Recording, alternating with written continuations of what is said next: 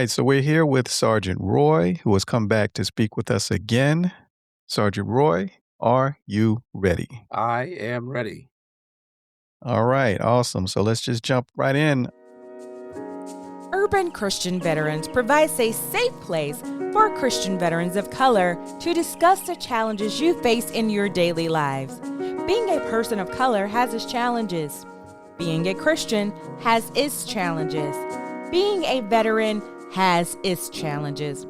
All of those factors being combined makes for a unique and sometimes difficult life experience that is seldom talked about in public forums. Thank you for tuning in to the Urban Christian Veterans Podcast. Here's your host, D. Allen Rose. Thank you, Aaron, for that wonderful introduction. This is D. Allen Rose, and you are listening to the Urban Christian Veterans Podcast. So what's been going on with you since we last spoke? Well, a lot's been going on. I was able to do my very first TED Talk, and that was a lot of fun. It was just strange, though. I speak all the time, but I was invited to the University of Central Oklahoma, and they did it was a conference on, the theme was Worlds Connected. Mm. And they had 10 speakers, and it was kind of interesting, though, because I normally like to go first or in the middle or whatever, but they put me last. Mm. So, So you had to close the show. You had to bring yeah, it I had to home. close it out. I took it that way because I got, I'm just like, I'd rather be in the middle somewhere. But that was fun working with those young people that they're really on point. Especially what's going on today. Young people are really coming alive, stepping up and trying to get some answers and stuff like that. And I've done a couple other, speaking engagements and stuff like that around getting invited to conferences and some schools and stuff like that. But that's my thing now. Now that I'm retired, I'm in retirement mode. I said that the only thing is that I don't want to get super busy because I don't have the time to go on the road. Right. When I first started, I was like going by car, and I did Tuskegee University, and I went by car, and I was like, "Ooh, man, these people that do this for a living, like comedians and people that travel by car." I said, "Man, this is kind of rough, but it's rewarding nonetheless." Okay. So what was that process like? Because I know that, the one that I looked into or am looking into, they were like, you got to do a video, you got to like send it in with an Yeah. application. So you had to go through that whole process there. Well, I took I paid for this one course, and I won't mention their name, but it was good. They gave me some ideas and stuff like that on how to put you put a like you inquire with your letter to all the event planners and stuff like that, and you put this, template letter together and say that you're a speaker and you speak on this topic, and are they looking, because a lot of times you want to reach out to people 6 months to 12 months out, Mm-hmm. because they're right now, even as we speak right now, event planners are planning for the end of the year or planning for next year, Mm-hmm. and they're looking for people, and you just kind of, that part, you just have to kind of be consistent with it. I may have sent out maybe 50 emails or letters, and I'll get like, a handful that will ask and what's going on. And then you want to do your uh your video. You want to take a video, and it's relatively easy because nowadays with technology, you can use your cell phone, and like the video you saw me doing with the Toastmaster meeting, that was shot on my phone, and um and you just do stuff like that, and then you also, I think the thing is your product. You wanna be, if I had to give the best advice, you wanna really know what your message is, what you bring into the table really, really well, because, like, for instance, when I did the TED Talk, it was my son, I went to visit him last year. He's still in the Army, so I went Mm. to visit him, and I did my speech, and he gave me some advice, really good advice. He said, "Dad," I use notes when I speak, but he said, "Dad, you need to just do it over and over again, memorize it like it's the back of your hand." And I did.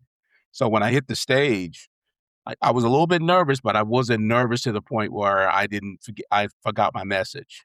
Mm. So practice makes perfect. That being an Army guy, you just have to do it over and over again until you know it like the back of your hand, and then also have a presence on social media. You want to have a web page where you can post all your little, like you got on my website, you can see all the events that I've done throughout the year and stuff like that, and Okay. just keep it going. You have something to say, so And it's, people want to hear it. So you just have to be your own promo guy.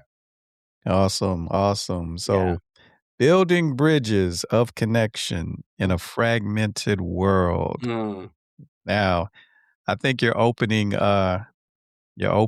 statement that we're being programmed to create, define, and defend identities and accept controversial Mm. worldviews that will eventually cause us to abandon quality values such as truth, mutual respect, and integrity. Go on, Sergeant Roy.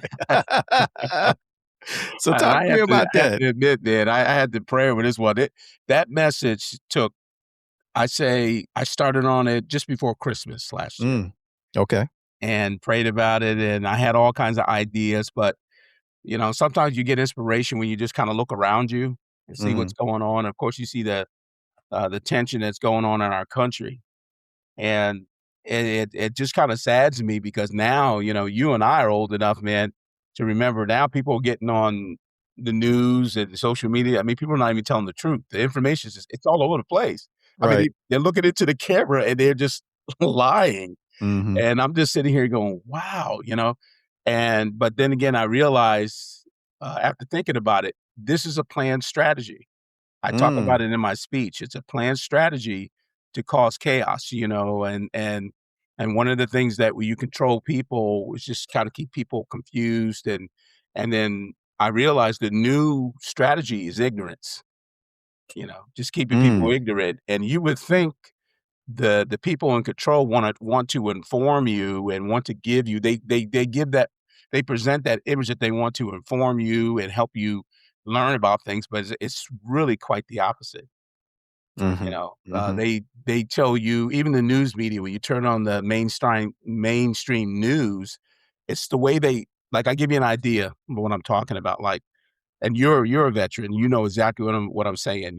When they say like a soldier has been unalived in action, you know, mhm, and the way they say it, it's almost like it's a shameful thing because you and I know that when we signed up for the military, that's part of our job. There is a chance that we could probably get KIA or, not make it home. We knew that when we raised our right hand. mhm, But it's just the way that they say it when these soldiers and all these service people, they get, injured or KIA in action and stuff, they make it like it's a bad thing, when in essence, it's a good thing. Because when I got called up in to go to Iraq in 2007, I had a little sit down with my wife, and I told her, I said, "Hey," we had that conversation. I said, "If something happens to me, don't get on ABC, CBS, NBC crying and saying, 'Oh, the military's bad, and look what they did to my husband.'"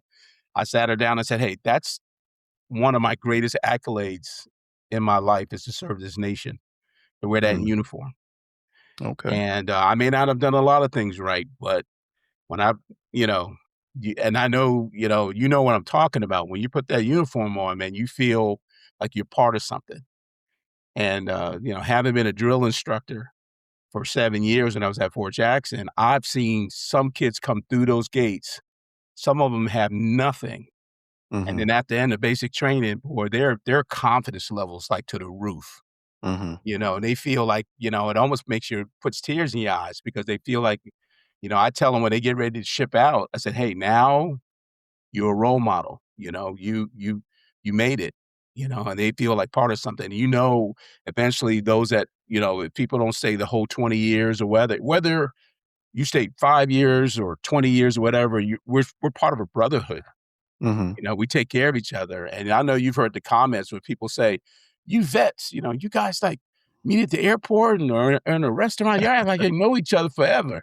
But they don't understand we have the same rite of passage. mhm. You and I mean, I don't know the details of what you went through, but it's similar. It's the same thing. And there's days I wanted to quit. There's days I wanted my mama, and I told people when people's lives are over, you ask any service person, they're gonna remember their mama, their daddy, and their drill sergeant.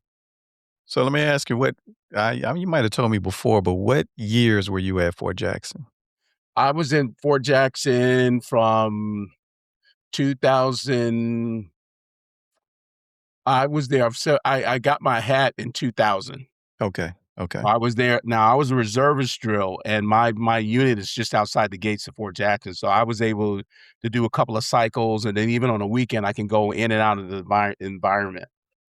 Okay. And the Okay. rule is on the reserve side of the house, like the active duty, they're allowed to only be a drill sergeant for 2 years. But the reserve side, as long as you can physically do it, you can stay under the hat. Okay. So Okay. I enjoyed it. It was tough work. It was tough work, but I enjoyed it. I can imagine. I was just curious that, yeah, that you were there long after uh, I had come through, but well, I say long after, but can't imagine much changed because I got there in '88, and You were at Jackson? yeah, Fort Okay. Jackson in 1988, and when I was there, the Starship barracks were being built. They weren't even done yet, and so Okay. Well, yeah, latest news on that is they're slowly tearing those down. Like half of those are down. And really.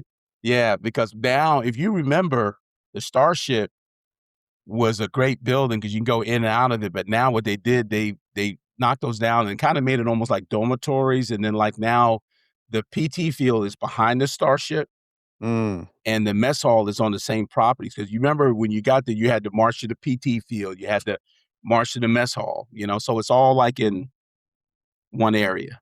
Well, that's the thing. They were being built. They weren't done yet when I got there, Okay. so I never got to stay in those. Oh, did you stay in the old wooden ones? Oh, no, not those. I didn't stay in those. They're they were called, I guess they were called quads. They were like four Oh, units I've seen kinda those, yeah, stuck I've together. seen Yeah, those. so, Yeah. yeah, four units all kinda come together and, Yeah, I think they still got those up. They ran them out for TDY. mm, People were just coming there, just temporary stay, okay, okay, stuff like yeah. that, but Fort Jackson is like I mean, if you ever get a chance to go up there and drive around, they've kinda put, and it's good, it consolidated everything. My only pet peeve is that if y and you probably remember this, we marched everywhere, so Mhm, and mhm. these soldiers, man, they sit back here and they got these white buses that pull up. Oh, man. I'm like, "Give me a break."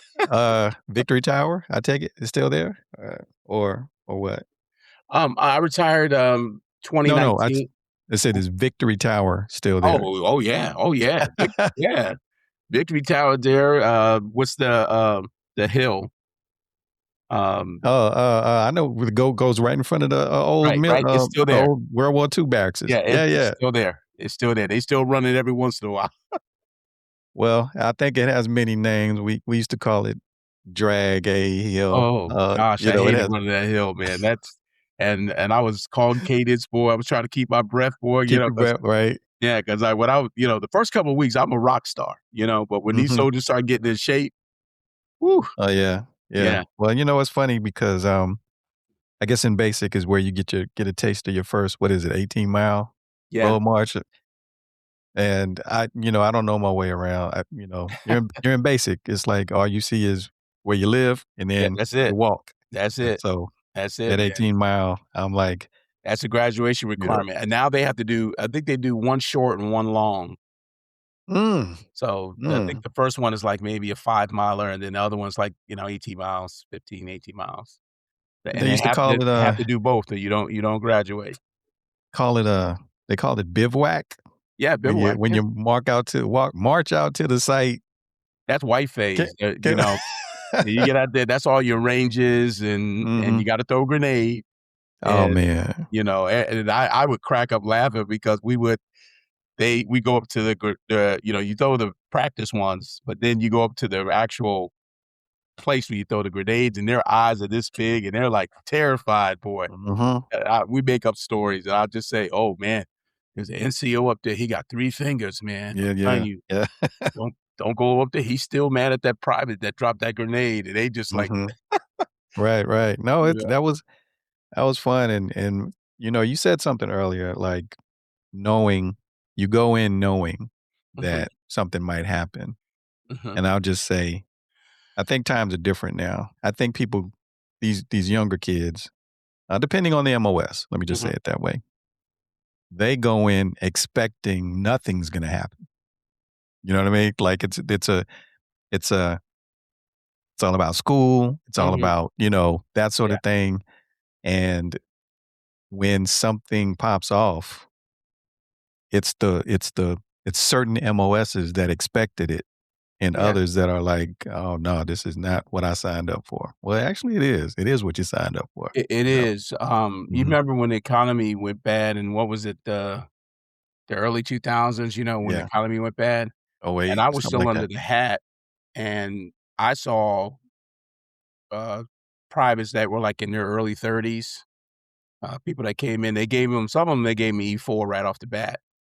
Mm. And that's what I heard a lot when I was out there in the field. They're like, "Hey, I came," how you do, you have the huddle up with the drill sergeant, and the drill sergeant asks you, "Why did you come in?" And some people are like, "Oh, I came in for college," or "I came in for this," Mhm. whatever.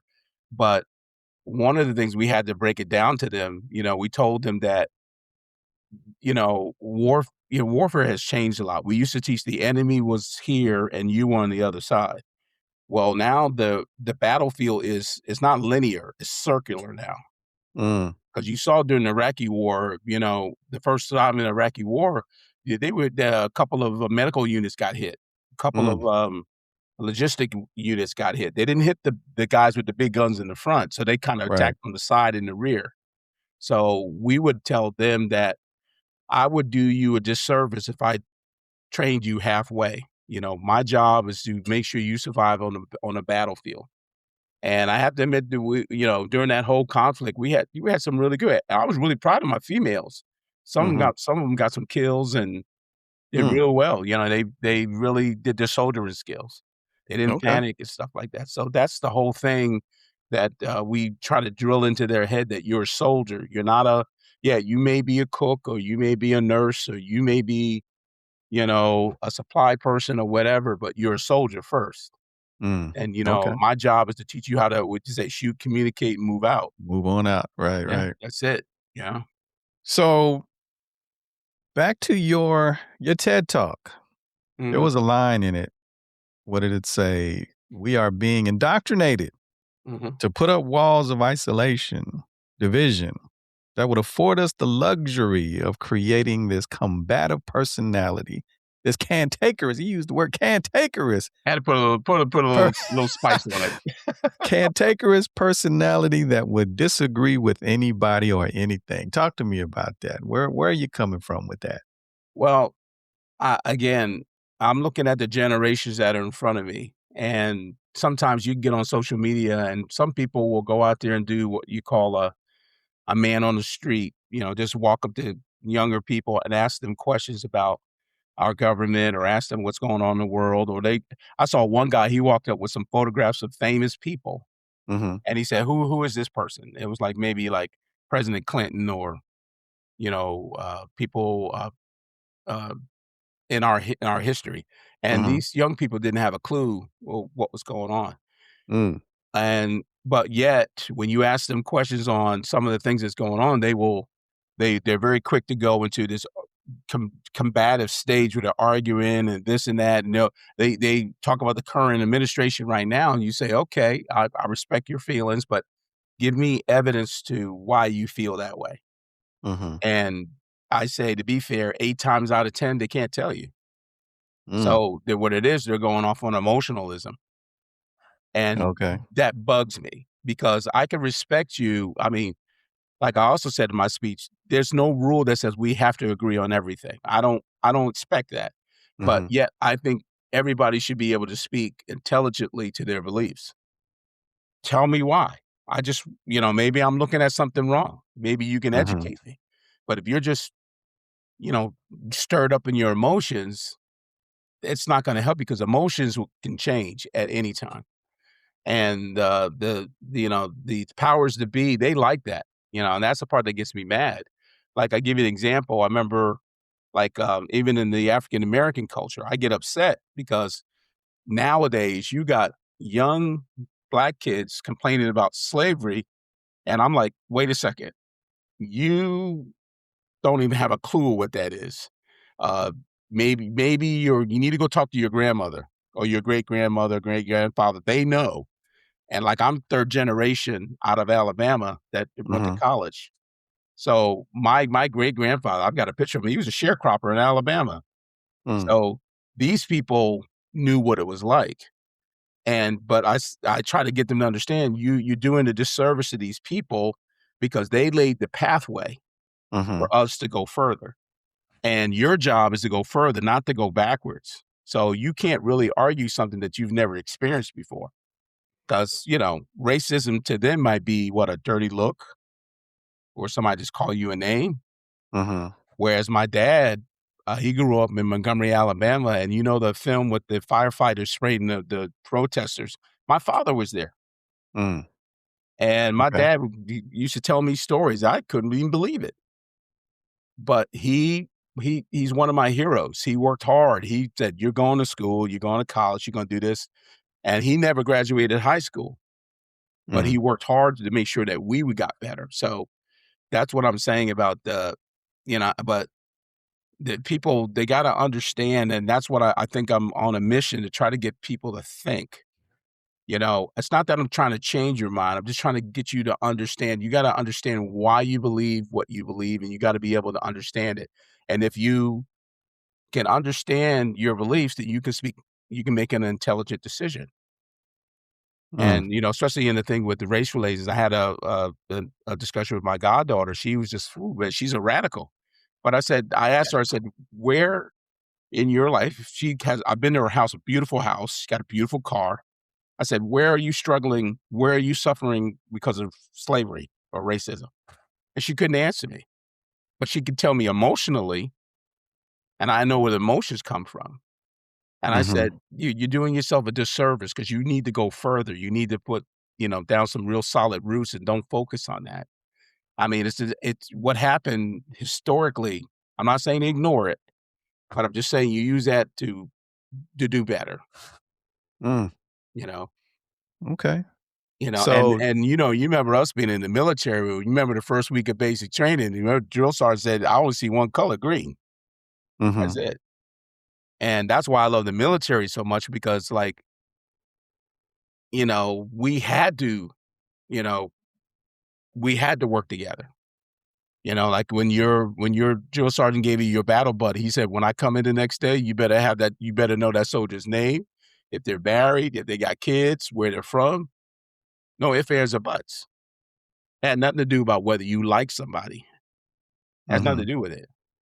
And that's where So, we're right now, where uh, the generations are getting to the point that think for them to do something, they have to like it. I mean, and there's no resilience whatsoever. They just have to like it. And I said, boy, oh boy, if my grandmama was here, good Lord have mercy. She snatched the slack out of them, boy. I tell you. That's why so I with said when I the went to basic training, man, I didn't have a problem. I got right. yelled at on a weekly basis about mopping and sweeping floors. And when the man was screaming I remember I got nervous because everybody sitting there getting nervous about mopping and sweeping floors. I did that on a weekly basis, you know? Well, so let me ask you this. So the when you speak about building bridges Mhm.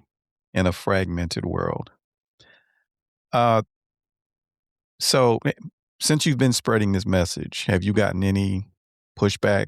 Anyone disagreed or anything like that? Mhm. Just has anyone ever said, that's not gonna work?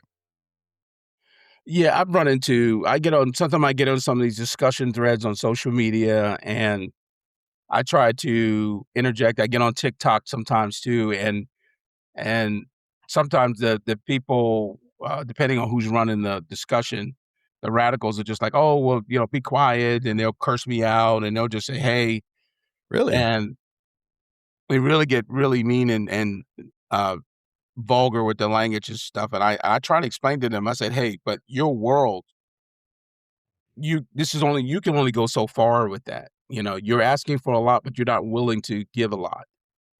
If you want to be a manager of a company, if you want to have great accolades of success, you're going to have to make your circles bigger." I talk about it in my speech, is that you have to expand your circles. Like, for example, my my my niece, we're at a dinner party. She's going on about how unfair life is and this and that. And I just for kicks and giggles, I said, "Give me your cell phone." I pulled up her cell phone. I pulled up her social media page, and I said, "You notice anything different?" She said, "No." I said, "Everybody looks like you." Mm-hmm. That's only as far as you're gonna go. And to be successful, you gotta be able to relate to all kinds of people. If you want to, and I told them the people that they admire, the people that they really look up to, you look at some of the successful people like a Barack Obama, he's very well spoken, he's gone to school, he's educated himself. If you want to go down that road, that's where you have to go. And I could tell you, D Rose, the thing that I'm worried about right now, if we keep this narrative going on, pretty soon it's gonna age out and to the point where the rest of the world's getting sick and tired of hearing it. Mm. Because I've seen on social media, even the Africans that come over here, they don't understand why we're complaining. They just they don't get it. They say like, "Wow, you got schools, you can do this, you can do that. What are you complaining about?" Mm. But you have to be able to the true success in life, you have to be able to relate to all kinds of people. You just can't pick and choose. Even the Bible says that. Jesus says, "What does it matter if you love your own?" That's only as Mm. far as you're gonna go. But if you Well, wanna be a leader, if you really wanna make an impact in this world of people, you're gonna have to learn how to communicate and just at least connect with all kinds of people. And it's not, and again, I wanna put a note there. I'm not saying agree with everybody, but just connect and talk, and you'll be surprised how much you can learn from each other and work out differences. And I'm embarrassed, even in our country, you got our congressmen, they're going up there to Washington, and I know you can understand this as being a service guy. Those those those senators or whoever, those congress people literally didn't vote. They vote the opposite way. And you remember when the government was shut down for like 60 days or whatever? mm-hmm. Right. Yeah. I got mad, and I'm not gonna even choose sides. I'm a military guy, and I know when I was a drill, you don't mess with people's money. Right. You don't they talk. I was a supply guy, beans, bullets, and mail. You don't mess with it. And these people were so just wanted to be right that a whole bunch of civilians that work for the government didn't get paid for almost 2 months. And Mm-hmm. that's wrong no matter how you look at it, Right. so that really ticked me off. And we can't get into a society where we're just resentful, we're spiteful, we're gonna do mean things. Because if you're that type of person, you won't work for me. You definitely won't work for me. It's not gonna happen. But I can welcome the idea of that. If we have a disagreement, let's sit down and talk about it. Let's figure it out. Maybe I'm missing something. Maybe you're missing something. We can come to an agreement and work it out. I don't see that happening.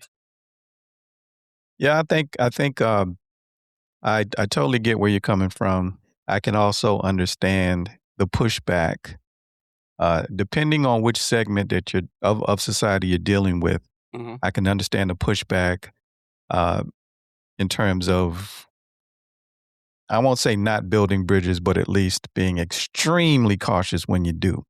Yeah, of Right. course, and I even mentioned that too. You have to be, you're going to be exposed, but that's the risk you take. But Hmm. but the thing is that I think the reward it far exceeds the risk. Because if you're Hmm. willing to put yourself out there, like my uniform, I had people tell me, "Oh, well, you made E9. Somebody gave that to you." No, no, sir. Wow. Nobody Wow. never gave that to me. I worked for that, and maybe some people got it before I did or whatever, but I made E9, and I was in circles with colonels and generals and all that, and I was respected not because of the color of my skin, but I respected because I was willing to here we go now, 4-letter curse word to do the work. So, how do you think it is that we're being indoctrinated, and why? Well, one of the things is I noticed one of the strategies is when you to deal with poor people, uh, Hmm. one of the way you can control them is to give them things. Just give them things. And and get them dependent upon you. Even in my work with the church and stuff, when I do charity work, and I'm working with, people at disadvantage and stuff. The best Mm-hmm. thing, it's an old African proverb. It says that if you want to feed a man for a lifetime, don't give him a fish. Teach him how to fish. Mm-hmm. Because if he learns how to fish, he'll eat for a lifetime. So one of the things, there's a new term out there nowadays it's called toxic empathy. And that's like really having this type of empathy for people where there's no accountability whatsoever. So getting people dependent upon you. And that's where you got types of government like socialism. When I went over to visit my son, I had a chance to go to Italy. I had a chance to go to Great Britain, London, had a chance to go to Poland. Those are all Mm-hmm. socialist countries. And you can't own anything over there. There's Mm-hmm. no way, everything's dependent. The government, they pay, everybody gets a government subsidized apartment, but as far as like buying your house or buying a car or something like that, very few. You Mm-hmm. can't own anything. So that makes you dependent upon the government, Okay. and that's the thing is you can hurt somebody, like that. You can stifle their growth because I truly believe that everybody has value. I think everybody can, has something to bring to the table. And I think to build a person's confidence is to let them be who they are, let them develop into the person that they are. Because one of the things that's so good for your spirit is to, it even says in the Bible that the sleep of a laborer is always sweet, with work. It's Mm-hmm. just when you make something or you do something, it gives you that little dash of dopamine. You feel Mm-hmm. good about yourself, and it builds confidence.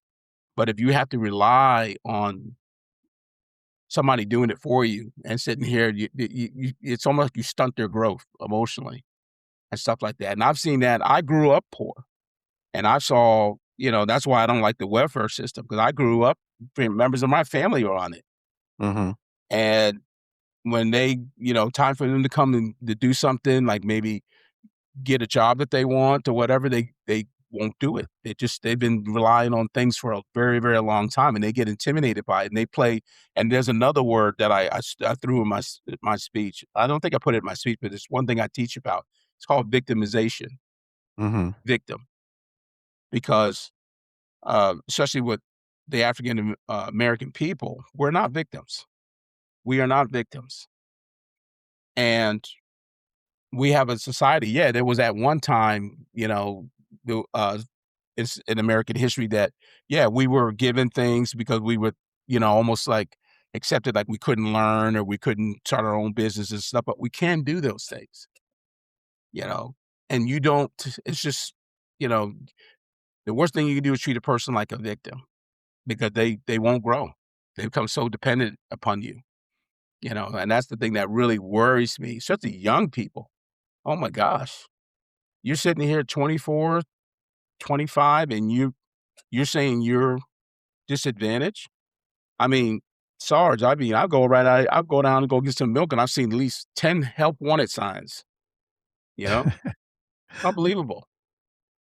Well, let me ask you this. Do you see, like on the flip side, is there ever a situation when it is best to kind of run with your own, if you will, with your tribe, with like minds? Mhm. Is there ever a time that that is appropriate?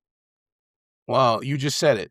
Like-minded, yes, Mm-hmm. because I've been around very successful Black people as people from other cultures.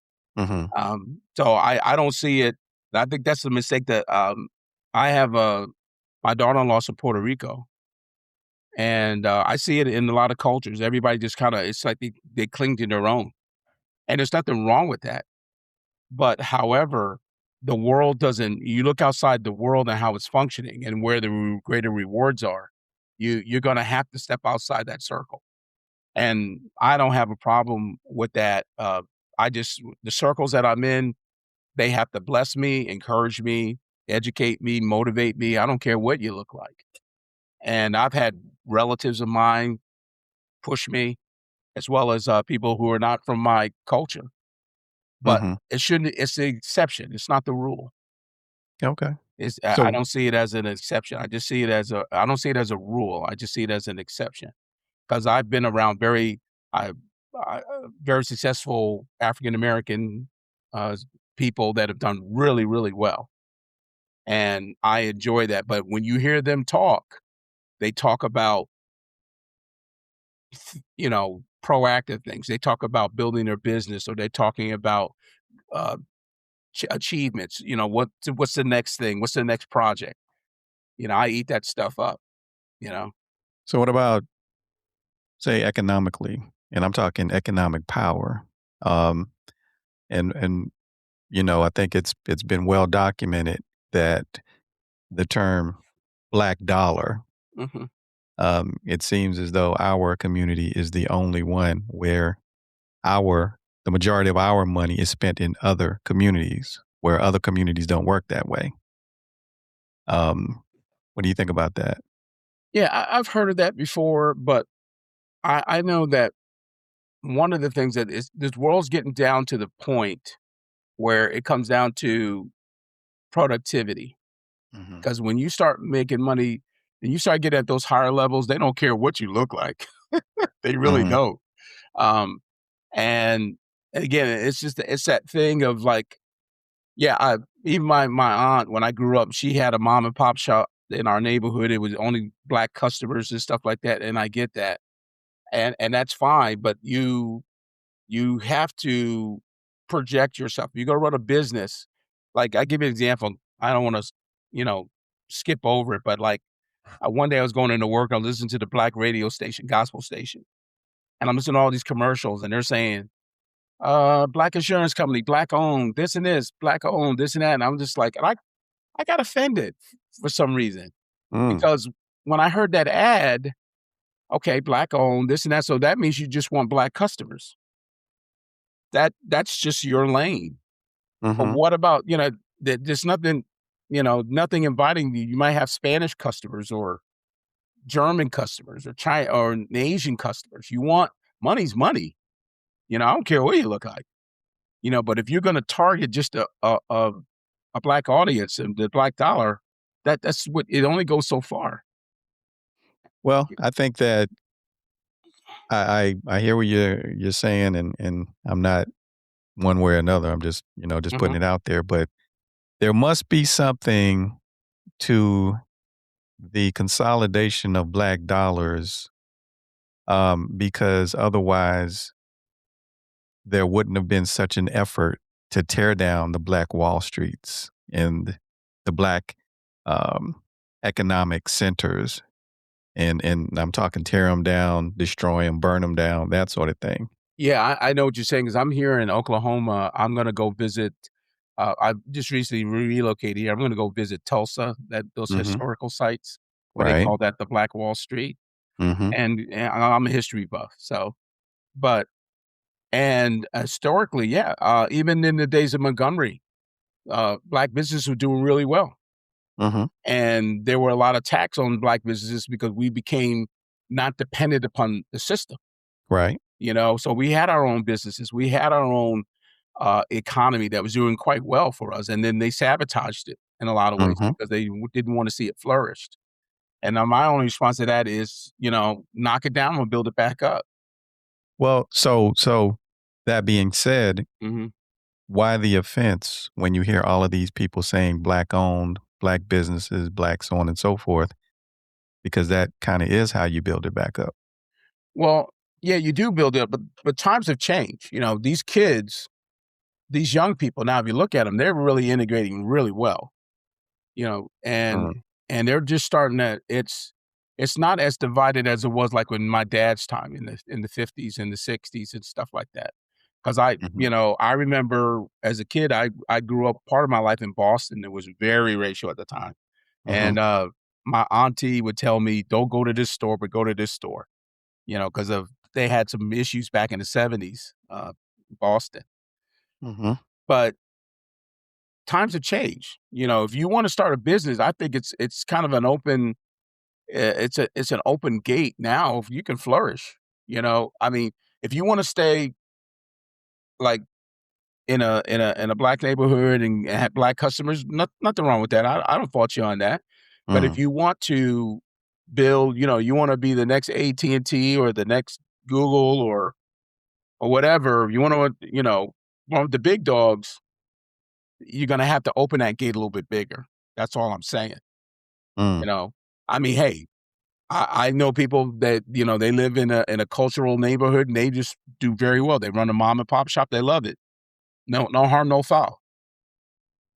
And they Okay. know that's what they want to do. But if you want to run with the big dogs, you want to run with the Jeff Bezos and, and Facebook people and all that stuff like that, you're going to have to make the stakes higher. Well, it's interesting. Again, it's just an observation that when you talk about the big dogs, the Fortune 100s, Mhm. right? And you look at all of them and you look at who's at the head and at the table at the head, they don't look like us. So in order to, get to that level where those types of companies exist that look like us, you kind of have to start with the black owned, right? You kind of have to cater to the. Well, and I'm glad we were discussing it because I Mhm, disagree because here's why. Because I even wrote a letter to BET, mhm, the Black Entertainment Television. And I wrote it to the editor and I said, every time I get on your station, I see rappers, athletes, singers, mhm, and our people are doing great things. We're doing great things, but you're not promoting it. Because I know of some successful black people, they're not being featured. You would never know they were there, that they had businesses and that they're doing really well if they weren't promoted. But in our culture, this is another thing I get mad in our culture. We promote the athletes, we promote the singers, we promote the athletes and the entertainers, you know. But what about the kid or the girl, the young man or the young woman who doesn't want to be a basketball player, mhm, who doesn't want to be a singer? Because I know I was born in the 60s and 70s, and the only time I saw a famous black person or wealthy black person, let's put it that way, they mhm, were with somebody like Muhammad Ali, an athlete, you know, uh, Duke Ellington, and all these people that were entertainers and singers. mhm, But, then all of a sudden, like around in the 80s, Ben Carson shows up and he's a surgeon. He's a brain surgeon. And I'm like, where'd this guy come from? Never heard of him, mhm. So that's the thing. I'm just saying that because, and I grew up in a sports town. My basketball coach would yell at me. He said, Lewis, you would be a great basketball player. But I Mm, just wanted to play for fun. okay, okay. All right, you was a hooper. Yeah. Okay. So he coached my brother. My brother went on to get a full ride to SMU, Okay. but I didn't. It wasn't in my blood, but I had a good knack for business. I had a good knack for doing other things. But the kids that have those other aspirations, you, where are the role models? I know they're out there. I'm not saying they're not out there. They're out there. They're just not being showcased. What if that kind of brings it full circle in terms of this line of discussion, because when you say to BET, you're only promoting athletes, entertainers, so on and so forth. Where are the others who are doing very well? What if the answer is their stuff got burnt down in Tulsa? That's why you're not seeing them. And if you are, they're sporadic and they've been forced to integrate into a system where the top is already crowded. That's why you don't see them. I disagree. I got I Mm. got 6 stripes on my arm that says Mhm. that because now what I will say, maybe there were times I thought that I was probably being taken advantage of or discriminated against. But I believe that our people are resilient. We've always been resilient. We Mhm. had to be Right. to make it in this country. And that's the part of our culture that I'm very, very, very proud of, that I think we're not embracing. Mm. I don't need your handout. I just need an opportunity and let me Okay. go. I don't need you to feel sorry for me. And I know I've stood in circles where I was the only black face in the room. Mm-hmm. And people looked at me, and I sometimes felt that look, that vibe. Right. And at the end of it all, they came up and shook my hand and said, hey, it's kind of the way confirming me that I was legit. And I agree. I agree. It's sometimes those situations are not going to be fair. But then again, I tell my children, where's the book that says life has to be fair? It Mm-hmm. doesn't exist. And I Right. think what it is, we try to make it fair. And I think that's one of the problems with our people. We try to make it fair, but it's not going to be fair. It's never going to be fair. So you got to take those lemons and make lemonade. I hear you. And it's rough. I get it. I mean, because there were times, man, I am 66-year-old, Sarge, and there were times in my life I had to swallow back some tears, but they're not going to break me. They're just not going to break me. And that's what I'm saying. I disagree that where it's so hard that we're not going to make it, because we are making it. Because I met Mr. Johnson, who used to own the Bobcats in Charlotte. Right. I was at a game and I looked at him. I hope he didn't think I was a weirdo. That dude's a billionaire. Right. And I'm looking at him. I'm just like, hot diggity dog. That's a black millionaire. Oh my goodness. And I had my chest out. I was like, yeah, man, he owned the Bobcats. Right. But there's a lot more of us out there doing things. And that's the part I get mad at. We're not showcasing it, because I turn on BET and there's T.I., the rapper, sitting around. He got a whole bunch of high school kids sitting around him, and he's giving advice. He can't give you advice. He's a rapper, and he's had multiple gun charges on him. What is he going to tell you? What's he going to tell you? Well, he's he's a little more than a rapper, but here's the thing though, and again, first let me just say, your accomplishments commendable. Hats off to you for everything that you've accomplished. I think that again, when we go to the Bezos and all of them, the Elon Musks, and even your current president, you're dealing with generational wealth, right? And going back to the Tulsas of the world, that generational wealth was stymied. It was cut off. It stopped. So the generations had to start over. And I think that a lot of the young people can't articulate why they feel the way they do because of that. They just know it's not. You said, it's not a matter of, life doesn't have to be fair, but to be fair, their generational wealth stream got cut off in so many cities across the United States. I agree. I agree with that up to the extent of that. I think what we do with our kids, you don't send them out and put that in their brain, letting them know they're starting off with a disadvantage, because at some point, I don't care where you are in life, you're going to have to learn how to handle failure. You're going to have to handle it. That's a normal, I don't care who you are. But you can't send our kids out with that idea that they're disadvantaged, that there's something, if they fail because somebody didn't treat them right or they didn't get this right. You send them out with they might have to work harder, and they should work harder, but putting that idea, it stunts their growth. It does something to the human spirit, because and believe it or not, there was a time in my life I used to think that way. And there were times I was like, okay, well, I didn't get this. Well, I guess I'm not good enough. It just gets in my brain. Well, that's those are those people and these are these people. But as time went on, and like I said, I saw, like I was working for a bank one time, and IBM sent some repairmen in to fix our computers. And in their team, there was one black guy.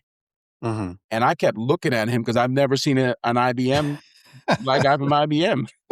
And I'm not making this up, man. I'm just looking at him. Okay. I'm sitting there. Wow. And him and I got to be friends later on in life, but I'm sitting there. His name is Quincy. I said, Quincy, and he told me his story. He went to school put himself through school, and he worked hard. And I got, when he shared his story to me, I got fired up, because then in my mind, I'm like, if he can make it, I can make it, Mm. and but yeah, you got generational wealth, and I agree with Mhm. that, but that's, so what? That doesn't mean anything. I mean, to me, that doesn't mean anything. Yeah, you got it from your mom and daddy, because my case in point, you got the Biden. You saw his son. They got him on film smoking crack over there in China. He's over there acting a fool. They got him on. That's why they put him to the rear real quick. Mm. Because he was out there doing Okay. all kinds of crazy stuff. That Right. doesn't mean that I've met a lot of wealthy people, and their kids, doesn't mean that they're going to be successful. It doesn't mean that they're going to, sure, they got money, but it doesn't mean they're going to be successful as their father, but Mhm. I just very sensitive about putting that idea in a kid's mind that, okay, you're starting off already disadvantaged, and that's not Mm. true. I just, I and got that's, okay. and that's my faith as well. I think, because I think everybody is different, Mhm. but I just believe in people just grasping their talents and finding out who they are and just going for it. Just going for it. Mhm. And sure, you're gonna mess up, but when you do fail, at least fail with the idea of like, well, hey, maybe I didn't try hard enough, or I didn't study hard enough, or I didn't do this. But don't blame somebody. Take responsibility for yourself. Yeah, I think that's great advice, and I'd just say that, um, I think imagine a young person who is finally they started a business, Mm, they're getting their mhm. legs up under them. They, I think, would look to our well, I think that they would, look to our generation, to Mhm. us, for approval, or, at least, Yeah, they're um supposed to. The Bible says the older teach the younger. right, right, but here's the thing, and here's one thing I would, um, hope that you would consider, is that when they come up in the environment, they build their business, they're trying to Mhm. make it, and they so-called and they just so happen to have a commercial that says black owned. I would hope that it doesn't offend you, you know what I mean? Oh, no, no, I'm not Like, offended. because when you said it earlier, like, you heard all of these black this, black that, and you got offended. I'm thinking about those business owners who would look to you for support, you know what I mean? Mhm. And would hate to offend you. They wouldn't wanna offend you, Yeah, right? They I would. don't think that's the intent, not Mhm, at all. When I say I get offended, um, I know they're business owners, and what's their mhm, objective? They wanna make profit. So, mhm, money is still green last time I checked. mhm, So, I don't know their business strategies, I don't know any of that. It just is the way that it's promoted, and mhm. to me, it's like the advertisers just saying, "Hey, black only black-owned businesses means only black customers only." That's the way I know, it's just the way it sounds, Mm. you know? Okay, And okay. that's what I'm saying. And I tell you another thing that really just kinda saddens me, or as we're talking about the subject, that when I've seen a lot of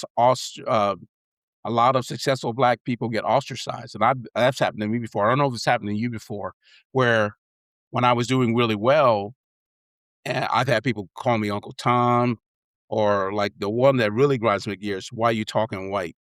And I just, oh, man, you wanna set me off? Whew.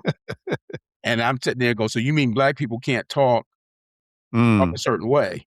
right. And I remember in our hometown, one of the black families, after a while, was able to buy one of the nice houses in the white neighborhood. And man, they ostracized that family. They just said, "Oh, they were like this, they were like that." I was like, "Come on, people. I mean, we're supposed to be lifting each other up, and we're dealing with that too, and I'm just like, come on, I mean, Uncle Tom. I mean, that I got called that just a couple months ago in this day and age. So I just pray now. It's just it's rough. Well, But no, I wanna say that you hit right on one of the reasons why I even started this podcast, mhm, because black veterans, and it's not just Black, any veteran of color, you're Mhm. going to catch it from all directions, Mm, from below, from your peers, and from above. mm, And you'll catch it the more you elevate in society. mm, And you know, during my doctoral studies, mhm. I found that out, and it wasn't it wasn't some of the resistance came from those who looked like me and those who didn't, Yeah. Yeah. right? So you're catching it from all angles. How did you And so feel when you, if you don't mind me asking, how did you mhm. feel when you felt that come at you? What was your response? Well, my I'll just say I think my attitude is a little different, um, because uh, when I felt that response, it came at a time in my life where I didn't even want to go to seminary. God put me there, so Mhm. I had it was like there's no human being that's going to come at me Right. and derail me. Yeah. Right? God put me here. God made me do this. I didn't. I hate school. Can I say that? I don't like school, but God said Yeah. you're gonna go to You go to go school. to school. And so when that happened, right? Yeah, I'm not listening to you. I'm listening to the man up above. So Mm, now, had that happened at a different time in my life when I wasn't as mature and in my in my faith in my walk, mm. it might have affected me differently, but not this time. It was like I'm on a mission from God, literally. This is not, you know. So different time, maybe it may have impacted me, but Well, not yeah, I this mean, time. you have your doctorate degree and people will look at you and might form opinions, like, well, hey, who do you think you are? I mean, it's almost, I know I had to be careful because, like, when I was achieving stuff, I almost felt guilty. Mm, I kind of want to suppress myself so I can just fit in. Um, because, it was just that thing where, people would get this animosity mm, going on. And I can imagine people say, okay, he's got his doctorate degree. Who he thinks he is? He's out there doing all this stuff. But you answered the question for me. You were doing it for God. So that was your mhm. focus. I Oh, can yeah. only imagine if God wasn't your focus and Mm. you wouldn't have been able to do those things. Yeah, yeah. I can look back at a time in my life when I wasn't as mature and I probably wouldn't have handled it the same way. But Yeah. at this stage in my life and knowing, um, having been able to achieve what I believe God Hmm. called me to do, Right. I'm good. It that does something for the psyche, Well, that's it does. that's what I want the kids to see. I want the kids to see people like you because, like I said, everybody's not a basketball player. Everybody's not a singer.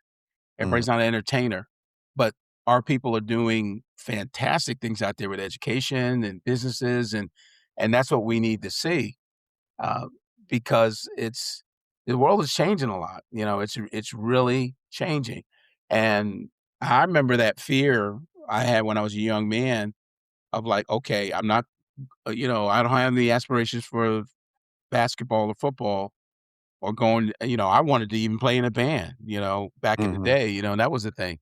But I didn't wanna do these things, so what is there left for me? And I remember vividly remember the mentality I had growing up in the '70s, like, "Okay, I'll just get a job and work, and mm, hopefully get married," and, like, me and my best friend, we were talking about this the other day, it's funny you should mention that. We were talking about when we got to, graduation. mhm, We went in to talk to we noticed all the white kids were planning to go to all these schools and everything. They were getting their transcripts together and all this. And him and I both vividly remember that the guidance counselor, especially the black kids, they didn't really ask us, mm, and we remember and I asked him, was that his experience? He said, yeah, they you know, just asked us, what do you want to do? Whatever. And it was like, but we did notice all our schoolmates, they were, like, getting their letters together and putting in their, letters and trying to get into these schools, and it was never a thought for any of, like, the black kids, we just mm. and the ones that really were going somewhere, those the ones that had scholarships, basketball scholarships or football scholarships or whatever, Right, right. that kinda thing.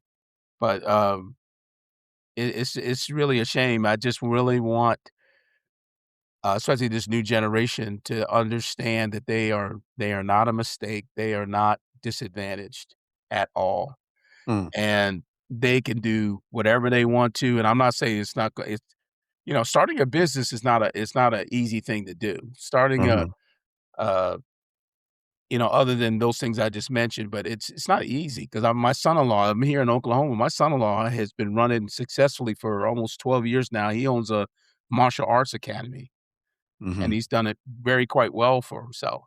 And he married Okay, my daughter, and I remember when that business started, and at one time he had as many as 3 schools. So okay. he's doing really well, and that's the thing that I think our generations need to see. There are they don't have to be famous, but there are people out there doing these these great things, you know? Okay. They're phenomenal things, um, and they just need to be exposed to it.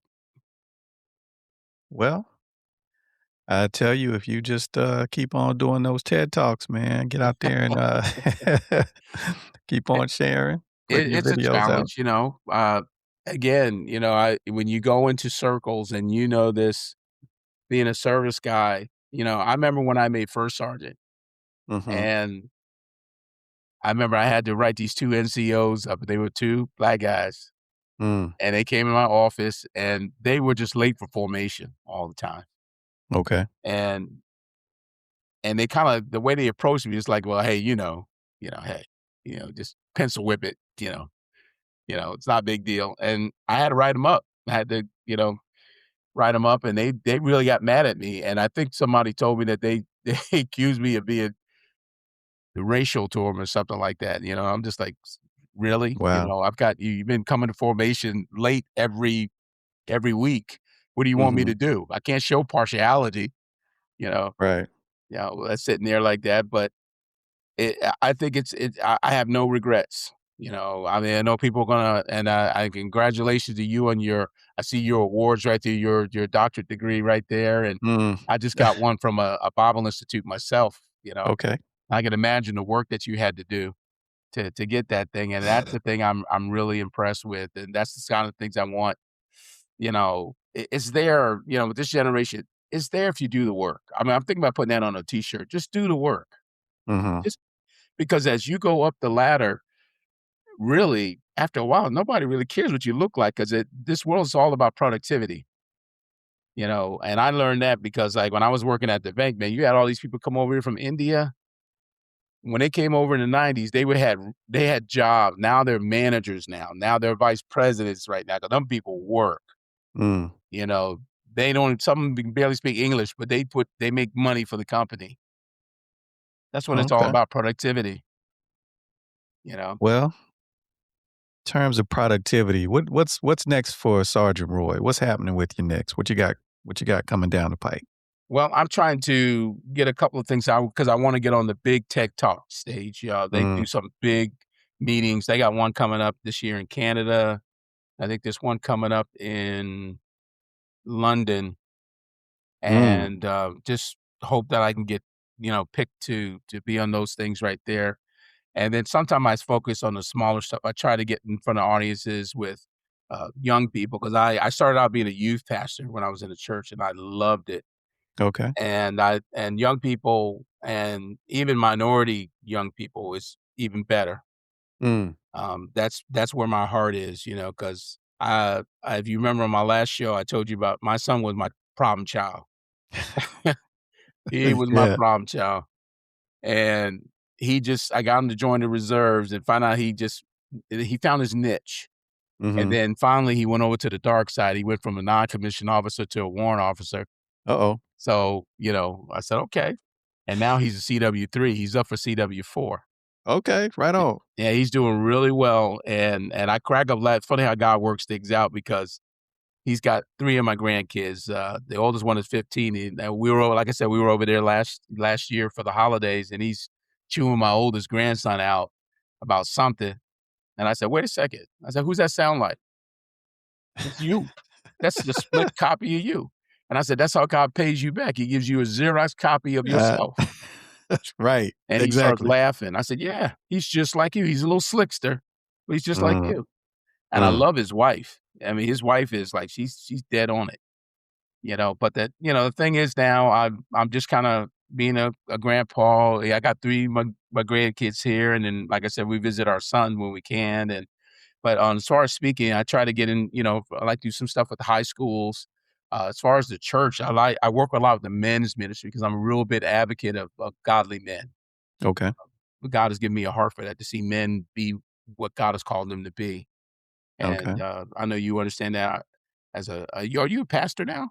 Minister. A minister? Okay. Yes. So I know you understand that, and, I try to serve there in the church and stuff like that, but just like I said earlier, I'm just praying to the Lord, just put me where I'm supposed to be, because, like I said, I don't wanna be, like, on tour, like, traveling 5 times a month or whatever, because I'm retired. This is the first time in my life I got my freedom, and Mm, before I retired, I was so busy, so busy.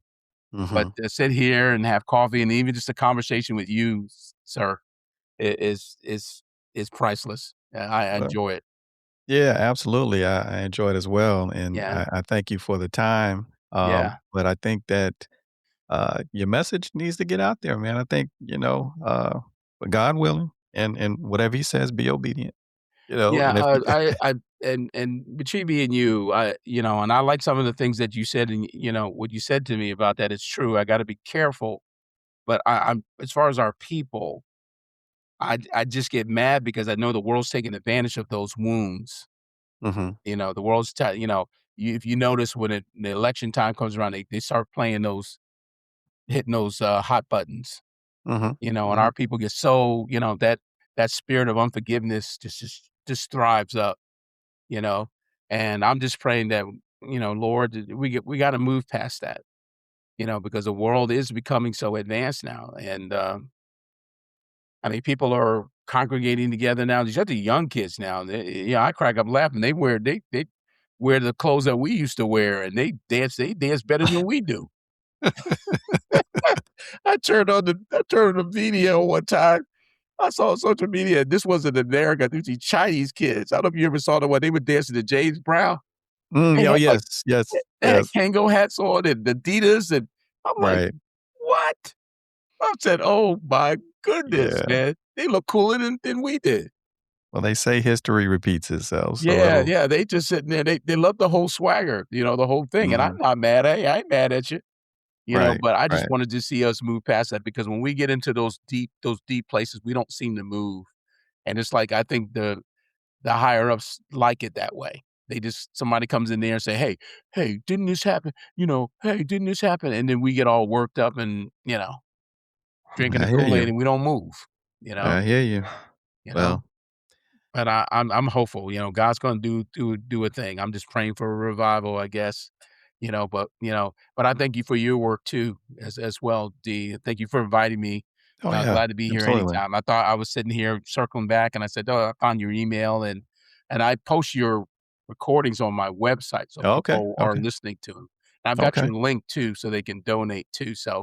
Um, so when you edit this thing, just send me a copy of that. I can Oh, put it on yeah. the website. I got you, man. That's I it. got you. We're gonna put it out there for you, Yeah, and, but I got worried when I saw that picture you took of yourself sitting in the hospital bed. I said, "Oh, no, what did he do? What did he man, do?" yeah, that was a bad time, and, Yeah. Yeah, well, but I lifted you up in prayer, man.